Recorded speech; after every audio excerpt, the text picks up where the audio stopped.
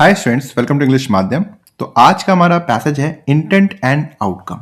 ठीक है, तो चलिए स्टार्ट करते हैं। Union budgets begin reflecting greater climate concerns from 2021 in the thick of the covid pandemic.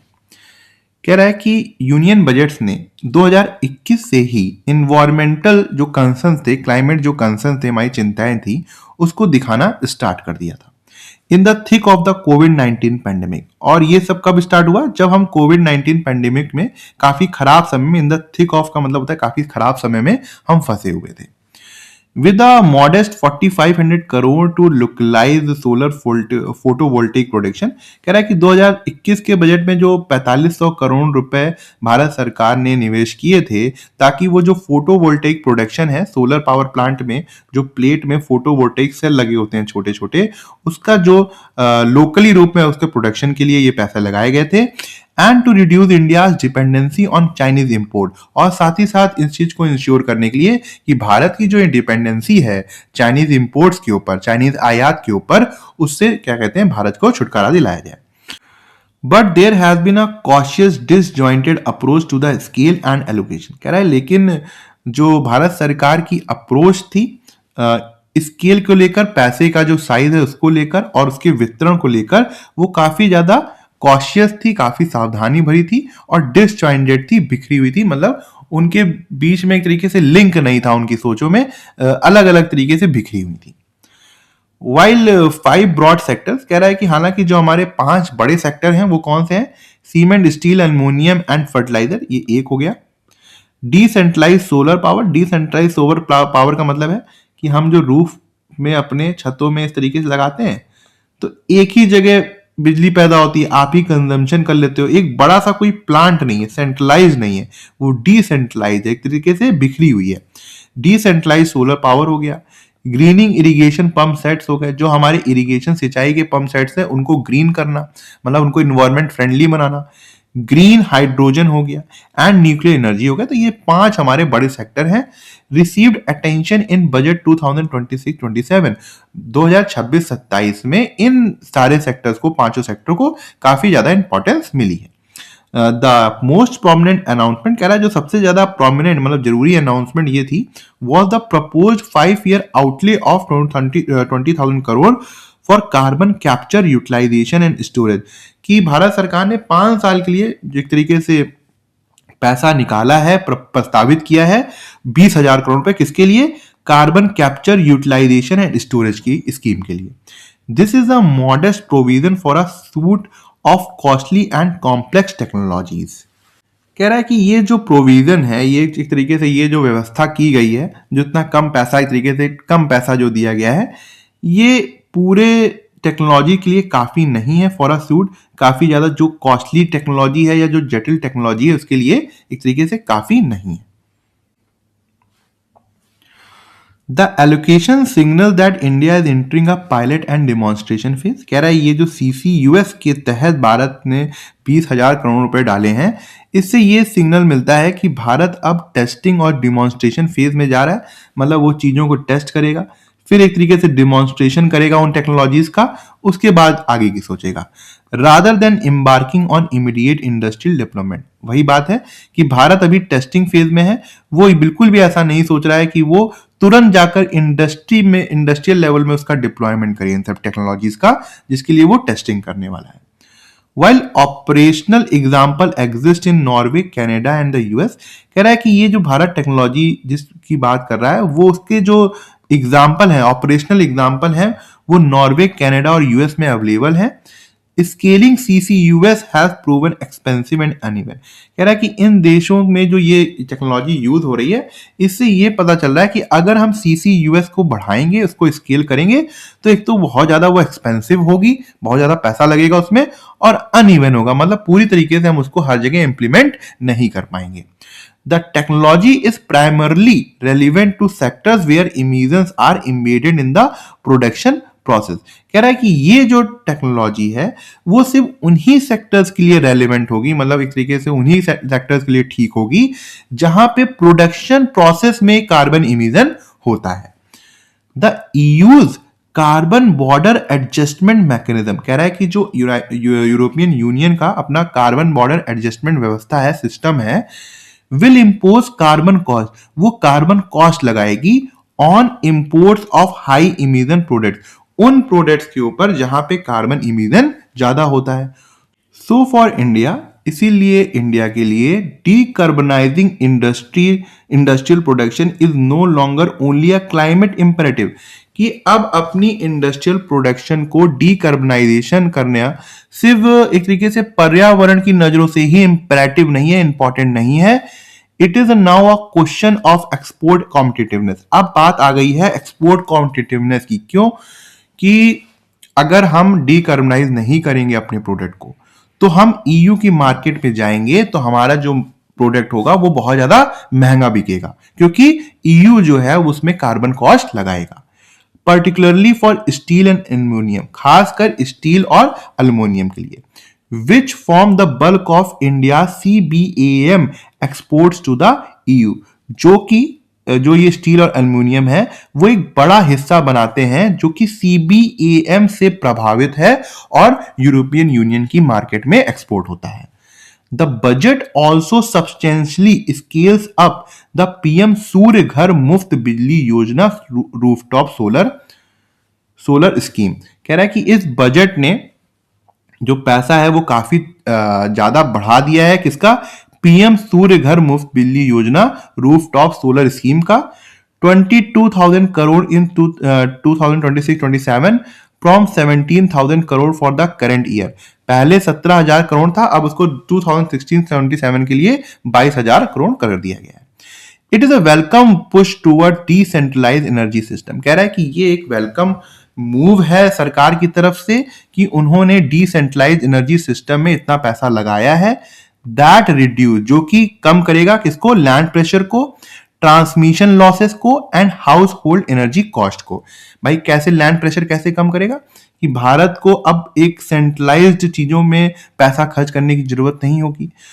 अब आपने पता ही होगा आपको कि एक बड़े बड़े स्टेशन होते हैं एनर्जी के, ठीक है, फिर वो ट्रांसमिट होते हैं छोटे स्टेशन में, फिर वो हमारे घरों में आते हैं। तो ये जो ट्रांसमिशन कॉस्ट है, ट्रांसमिशन लॉस है, एक तरीके से जो बिजली आती है तो उसमें कुछ ना कुछ लॉसेस होते हैं, तो एक तो ट्रांसमिशन लॉसेस कम होंगे, और जब आप अपने घर में सोलर लगाओगे, सोलर प्लेट लगाओगे, तो इससे क्या होगा कि आपका खर्चा भी कम होगा और जो पैसा आप बचा पाओगे वो मार्केट में दोबारा लगा पाओगे दूसरी चीजों में। तो इस तरीके से हाउस होल्ड एनर्जी कॉस्ट भी होगा। हाउएवर, हालांकि इंप्लीमेंटेशन चैलेंजेस रिमेन, कि जो ये सब लागू करने में काफी ज्यादा चैलेंजेस होंगे, इंक्लूडिंग डिस्कॉम कॉर्पोरेशन, साथ ही साथ इसकी जो इलेक्ट्रिक बिजली वाली जितनी भी कंपनियां हैं उनके बीच का कॉर्पोरेशन की बहुत जरूरी होगी कि वो कॉर्पोरेट करती है नहीं करती सरकार के साथ, एंड अपफ्रंट फाइनेंस, और ये जो प्रोजेक्ट में स्टार्टिंग में जो पैसा लगेगा वो भी एक समस्या की बात है कि इतना पैसा लग पाएगा कि नहीं लग पाएगा। सिमिलरली उसी तरीके से allocation for PM Kusum solar irrigation pump, कि ये जो पैसा था किसके लिए? PM कुसुम के लिए, जो कि किसके लिए था? सोलर इरिगेशन पंप के लिए स्कीम थी, have been sustained at 5,000 crore, वो इस बजट में भी 5,000 करोड़ रखा गया। मतलब पहले के बजट में भी 5,000 करोड़ था, इस बजट में भी 5,000 करोड़ रखा गया है। Revise estimate suggest stronger than anticipated absorption. कह रहा है कि ये जो रिवाइज नंबर है वो ये दिखाते हैं कि इस स्कीम में, किसमें? PM कुसुम में जितना पैसा सरकार ने सुनिश्चित किया था वो एब्जॉर्ब हो गया, मतलब पूरी तरीके से यूज हो गया। इससे फायदा ये हुआ कि जो 5,000 करोड़ मान लो माना गया था, तो अगर 45 या 4800 करोड़ भी पैसा लग गया होगा तो जो हम काम जमीनी स्तर में करना चाहते थे वो पूरी तरीके से हो गया है। फॉर न्यूक्लियर एनर्जी, कह रहा है न्यूक्लियर एनर्जी के लिए the government has extended zero basic custom duty on imports of nuclear plant equipment until 2035, कि भारत ने जो न्यूक्लियर प्लांट को लेके जो इक्विपमेंट है जो इंपोर्ट होते हैं उसमें कस्टम ड्यूटी जो है वो जीरो रखी बढ़ा दी है। कब तक? 2035 तक। इससे क्या होगा कि जो न्यूक्लियर इक्विपमेंट है वो सस्ते हो जाएंगे। While this reduces input cost, हाँ जो न्यूक्लियर पावर प्लांट को बनाने का जो कॉस्ट होता है उससे एक तरीके से इनपुट कॉस्ट जो है वो कम हो जाएगा। Nuclear power plant remains capital intensive, उसके बावजूद भी जो न्यूक्लियर पावर प्लांट में जितना भी कैपिटल चाहिए होता है वो बहुत ही ज्यादा इंटेंसिव चाहिए होता है, बहुत ज्यादा चाहिए होता है। विद लॉन्ग कंस्ट्रक्शन टाइमलाइन, और उसमें जो कंस्ट्रक्शन टाइमलाइंस होती हैं वो बहुत लंबी लंबी होती हैं, 5-10 साल लग जाते हैं। एंड फाइनेंशिंग रिस्क, और इसमें क्या होता है कि फाइनेंशियल रिस्क भी जुड़ा होता है। क्यों? क्योंकि मान लो जो न्यूक्लियर पावर प्लांट है उसमें बहुत ज़्यादा पैसा लगा, ठीक है, बहुत ज़्यादा टाइम लगा, तो एक फाइनेंशियल रिस्क भी पैदा हो जाता है कि पता चला कि 10 साल बाद कोई उसको फंड ही करने वाला नहीं है, या फिर वो प्रोजेक्ट फेल हो जाए, तो उसमें फाइनेंशियल रिस्क होता है। Recent legal changes permit private participation, कह रहा है कि जो अभी कानूनी रूप से जो चीज चेंज लाई गई है उसमें ये हुआ है कि भाई प्राइवेट पार्टिसिपेशन, प्राइवेट कंपनियां पार्टिसिपेट कर सकती हैं न्यूक्लियर पावर प्लांट टेक्नोलॉजीज में, but whether private capital will enter, कह रहा है कि सवाल ये क्या जो प्राइवेट पैसा है, कैपिटल, वो इंटर करेगा a sector intertwined with national security, उस सेक्टर में जो इंटवाइंड है, मतलब जो जुड़ा हुआ है बहुत ज्यादा गहरी तरीके से, किससे? नेशनल सिक्योरिटी से लेकर सेफ्टी एंड लाइबिलिटी कंसर्न जिसमें बहुत ज्यादा है, रिमेन अनसर्टेन, कह रहा है कि अभी ये अनिश्चित है, मतलब ये पक्के तरीके से नहीं कहा जा सकता। Green hydrogen despite budgetary support, कह रहा है जो ग्रीन हाइड्रोजन है बजटरी सपोर्ट तो मिला है, सरकार ने बजट में सपोर्ट तो दिया है पैसा देकर, continues to see modest actual spending, कह रहा है कि वो लगातार देखा जा रहा है कि इस सेक्टर में बहुत ज्यादा पैसा नहीं डाला जा रहा है। Highlighting the persistent gap between policy ambition and execution, जो कि ये दर्शाता है किस तरीके से हमारी जो पॉलिसी एम्बिशन है ना, बहुत बड़े बड़े इरादे जो हैं, और एग्जीक्यूशन में बहुत ज्यादा लगातार एक गैप बना हुआ है। Overall India's climate budget for 2026-27 repeats a pattern, कह रहा है कि भारत का जो क्लाइमेट बजट है वो एक रिपीटेड पैटर्न दिखाता है। बिग ऑन इंटेंट, मतलब इरादे तो बहुत बड़े बड़े हैं, कॉशियस ऑन एलोकेशन, मगर जो काफी ज्यादा सावधानी बरती जा रही है पैसे को एलोकेट करने में, and uncertain in its ability to mobilise the private capital required to accelerate decarbonisation and across vital sectors, कह रहा है कि जो भारत सरकार है वो अनिश्चित है, अनसर्टेन है कि क्या वो प्राइवेट कैपिटल को डीकार्बनाइजेशन, जो इंपॉर्टेंट सेक्टर है, वाइटल सेक्टर्स हैं, उनमें उनके तरफ ला पाएंगे, उससे पैसा लाकर उसको तेज कर पाएंगे, कह रहा है ये क्वेश्चन अभी भी बना हुआ है। What can be reasonably inferred, कह रहा है कि क्या हम समझ सकते हैं about India's climate strategy, India की क्लाइमेट स्ट्रेटजी को फ्रॉम द 2026-27 बजट से, मतलब 2026-27 बजट से हम क्या समझ सकते हैं कि भारत की क्लाइमेट स्ट्रेटजी कैसी रही है। इंडिया प्रेफर सिंबॉलिक कमिटमेंट्स, हाँ इंडिया जो है वो दिखावटी कमिटमेंट में बहुत ज्यादा प्रेफर करता है over large scale execution, but जो एग्जीक्यूशन है वो बहुत ज्यादा लार्ज नहीं है, तो इसी तरीके का हमको देखने को मिला है। India prioritise renewable energy above industrial decarbonisation, नहीं ऐसा तो नहीं है भाई, इंडिया ने रिन्यूएबल एनर्जी को प्रायोरिटी दी है, साथ ही साथ डीकार्बनाइजेशन के ऊपर भी ध्यान दिया है, वो CCUS है ना जिसमें 20,000 करोड़ डाले हैं, तो ये तो नहीं हो सकता। India fully commits immediate industrial carbon capture deployment, नहीं, तुरंत वो CCUS को एक तरीके से डिप्लॉय करने के लिए अभी रेडी नहीं है, हम 20,000 करोड़ लगाकर अभी सिर्फ टेस्टिंग फेज करेंगे, तो ये नहीं होगा। India neglects export competitiveness under climate policies, कह रहा है कि इंडिया ने एक्सपोर्ट कॉम्पिटिटिवनेस को पूरी तरीके से नेग्लेक्ट कर दिया है, नहीं, तो ये हमारा करेक्ट आंसर है। What is the overall tone of the passage, passage की ओवरऑल टोन क्या है भाई, लगातार राइटर ने बोला है कि मॉडेस्ट का यूज किया है, कि कम कम पैसा यूज कर रहे हैं, इंटेंट बहुत बड़े बड़े हैं मगर एग्जीक्यूशन नहीं है, तो क्या है ये, क्या प्रशंसा कर रहा है राइटर? नहीं, एप्रिशिएटिव नहीं हो सकता। क्रिटिकल, क्या क्रिटिसिज्म कर रहा है? हाँ, तो बी हमारा करेक्ट आंसर है। द CCUS एलोकेशन, जो CCUS जो था कार्बन कैप्चर वाला जिसमें भारत ने 20,000 करोड़ रुपए डाला है, कह रहा है कि वो ये सजेस्ट करता है India is currently focused on, India किस चीज में फोकस्ड है, rather than full industrial roll out, India अभी एक तरीके से एक्सपेरिमेंट में फोकस्ड है, वो ट्रायल फेज में है। Abandoning carbon mitigation for alternative energy strategies, कह रहा है कि जो कार्बन कम करने वाला मामला है उसको वो अबंडन कर रही है, छोड़ रही है दूसरे अल्टरनेटिव एनर्जी स्टडीज के लिए, नहीं। Immediate expansion across emission intensive manufacturing sectors, कह रहा है कि CCUS को तुरंत एक्सपेंड किया जा रहा है उन सेक्टर्स में जहां पे इमिशन बहुत ज्यादा होता है, नहीं। Experimental validation and limited demonstration initiative, हाँ एक तरीके से एक्सपेरिमेंट कर रहे हैं, डिमॉन्स्ट्रेशन के लिए ये उन्होंने किया है। Universal adoption across public industrial enterprises, नहीं, सी हमारा करेक्ट आंसर है। Why does the passage suggest that the industrial decarbonization is no longer only a climate obligation for India? कह रहा है कि पैसेज ने ये क्यों सजेस्ट किया है कि अब सिर्फ इंडस्ट्रियल जो डीकार्बनाइजेशन वाली बात है वो भारत को सिर्फ क्लाइमेट की नजर से ही नहीं देखना है, वो क्लाइमेट के लिए ही जरूरी नहीं है। अब एक तरीके से वहां पे जो ईयू वाला एक्सपोर्ट है जिसमें वो कार्बन टैक्स लगाने वाले हैं, कॉस्ट लगाने वाले हैं, उसको भी ध्यान में रखना है। Because CCUS technologies guaranteed immediate industrial transformation, नहीं, because export competitiveness faces penalties under EU carbon rule. हाँ, कि ये जो एक्सपोर्ट कॉम्पिटिटिवनेस है अब वो पेनाल्टी फेस करेगी EU कार्बन रूल्स के अंतर्गत। तो इसी वजह से इंडिया को अब ध्यान देने की जरूरत है अपने डीकार्बनाइजेशन के ऊपर।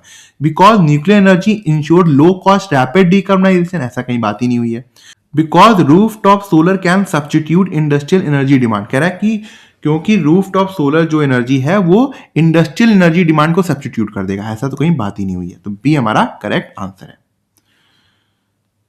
इन दोनों स्टेटमेंट को पढ़ो, बताओ पैसेज के अनुसार कैसे हैं। The CCUS funding reflects a cautious pilot state approach. हाँ, जो CCUS की फंडिंग थी वो ये दर्शाता है कि भारत अभी पायलट स्टेज अप्रोच में है रादर देन फुल डिप्लॉयमेंट। तो यस हो गया, सही है, करेक्ट है। Steel and aluminium dominate India's export most affected by EU carbon taxation. हाँ, स्टील एल्यूमिनियम जो है वो डोमिनेट करते हैं इंडिया के एक्सपोर्ट को, जो कि ज्यादातर EU में जाकर उसको अफेक्टेड होगा, प्रभावित होगा। तो ये भी सही है, तो दोनों ही ट्रू है, A is true and B also true. तो ए हमारा करेक्ट आंसर है। ये है क्लोज टेस्ट, एक बार पढ़ के देखो, छोटा ही सही है, फिर स्टार्ट करते हैं। एट 14 कह रहा है कि 14 साल की उम्र में a child sits in lecture halls at the Indian institute of science. ये एक बच्चा जो है वो इंडियन इंस्टीट्यूट ऑफ साइंस के लेक्चर हॉल में बैठता है, auditing under graduate, graduate and doctoral courses. और अंडर ग्रेजुएट, ग्रेजुएट और डॉक्टरल कोर्स को एक तरीके से कर रहा होता है। ऑडिटिंग का मतलब होता है बिना डिग्री के लिए, डिग्री के लिए नहीं कर रहा है, बस अपनी ज्ञान के लिए। Along side student twice his age, और साथ ही साथ किसके साथ कर रहा है कि जो बच्चे उसके मतलब दुगनी एज के उनके साथ। His professor don't treat him as prodigy, मतलब उसके जो प्रोफेसर हैं उसको बहुत ज्यादा प्रतिभाशाली बच्चे की तरह नहीं ट्रीट करते हैं। प्रोडिगी मतलब जो होता है बहुत ज्यादा उसके अंदर टैलेंट हो किसी बच्चे के अंदर। टू बी मार्वल्ड एट, और उसको बहुत ज्यादा हैरानी से नहीं देखते हैं। बट एज अनदर माइंड, बस वो एक तरीके से उसको नॉर्मल एक अनदर माइंड की तरह देखते हैं जो कि अपना काम कर रहा है, dash that work. How does a child go from primary school worksheet to graduate level mathematics in just a few years? कह रहा है कि एक सवाल ये है कि एक बच्चा जो कि प्राइमरी स्कूल वर्कशीट लगाता था वहां से वो ग्रेजुएट लेवल मैथमेटिक्स तक इतने कम सालों में कैसे पहुंच गया। The answer has less to do with acceleration. कह रहा है कि आंसर का जो एक्सेलरेशन से कोई भी मतलब नहीं है, स्पीड से कोई भी मतलब नहीं है, then with finding the right kind of community. कह रहा है कि इसका मतलब सिर्फ यही है कि उस बच्चे ने एक तरीके से अपने लिए राइट काइंड ऑफ कम्युनिटी जो है वो ढूंढ ली थी। तो इसका मतलब आंसर ये है कि अगर आप अपने लिए सही कम्युनिटी, सही माहौल ढूंढ लेते हैं तो ऐसा संभव है। बट एज अनदर माइंड, काम में लग गया है, एक अलग जो दिमाग जो है, मतलब नॉर्मल दिमाग जो अपने काम में लगा हुआ है। इंगेज्ड इन, इंगेज्ड इन हो सकता है क्योंकि इंगेज्ड इन का मतलब होता है काम में लगे होना। इंगेज्ड विद का मतलब होता है इंटरेक्शन या फिर बातचीत, नहीं। इंगेज फॉर किसी को नियुक्त करना है ना, इंगेज्ड फॉर, इंगेज का कोई मतलब नहीं है यहां पर, तो यहां पे होगा इंगेज्ड इन द वर्क। ये हमारा एकदम करेक्ट आंसर है। इन मोस्ट क्लासरूम, कह रहा है ज्यादातर क्लासरूम में mathematic dash at a carefully dash pace, ठीक है। कह रहा है कि जो ज्यादातर क्लासों में जो मैथमेटिक्स है वो किस तरीके से, अब यहां पे देखो मूव्ड, मूव्स, मूविंग है, एक तरीके से मूव करती है एक कंट्रोल्ड पेस में। Mathematic dash at a carefully pace, तो मूव तो होगा नहीं भाई, एक तो पहले पैसेज भी सिंपल प्रेजेंट में और एक तरीके से फैक्ट है ये, तो हम इसको सिंपल प्रेजेंट ही में रखेंगे। Mathematics moves at a dash space controlled. Absorb तो नहीं होगा, डूबा हुआ पेस नहीं, पूरी तरीके से डूबा मतलब एब्जॉर्ब किसी चीज में। कैलिब्रेटेड, संतुलित, हाँ ये ज्यादा ठीक है। क्रिएटेड, बनाया हुआ नहीं। कंट्रोल मेरे मुंह से निकला था ना, कंट्रोल पेस में उससे बेस्ट है कैलिब्रेटेड। कैलिब्रेटेड मतलब संतुलित तरीके से, बैलेंस रूप से। तो calibrated pace. Concepts are introduce, concept जो है वो इंट्रोड्यूस किए जाते हैं, प्रैक्टिस कराई जाती है उनकी, टेस्ट होता है फिर, एंड देन लेफ्ट बिहाइंड, फिर उनको पीछे छोड़ दिया जाता है as the class advance together, और जो पूरी क्लास होती है वो आगे बढ़ जाती है। फॉर मोस्ट स्टूडेंट, ज्यादातर स्टूडेंट्स के लिए this structure provides reassurance and clarity. कह रहा है कि ये जो स्ट्रक्चर है वो एक तरीके से लोगों को भरोसा दिलाता है और क्लियरिटी, एक तरीके से स्पष्टता देता है। But for a small groups of children, मगर कुछ बच्चों के लिए, those far ahead of the curriculum, जो कि अपने करिकुलम से काफी ज्यादा आगे होते हैं, और deeply dash by mathematical thinking, जो मैथमेटिकल थिंकिंग में एक तरीके से काफी ज्यादा डीपली डूबे होते हैं। The same structure can feel, तो यही स्ट्रक्चर जो है उनको किस तरीके से महसूस करा सकता है? Deeply attracted by mathematical thinking नहीं, इन्फ्लुएंस्ड, अट्रैक्टेड समझ रहे होगे ना, इन्फ्लुएंस मतलब प्रभावित नहीं, एब्जॉर्ब्ड, हाँ उसके अंदर पूरी तरीके से एब्जॉर्ब्ड रहते हैं, मतलब एक तरीके से डूबे रहते हैं मैथमेटिकल थिंकिंग के ऊपर, तो ये हो सकता है। और इंट्रिग्यूड, इंट्रिग्यूड का मतलब होता है जिज्ञासा, तो यहां पे कोई मतलब नहीं बन रहा है, तो सी हमारा करेक्ट आंसर है।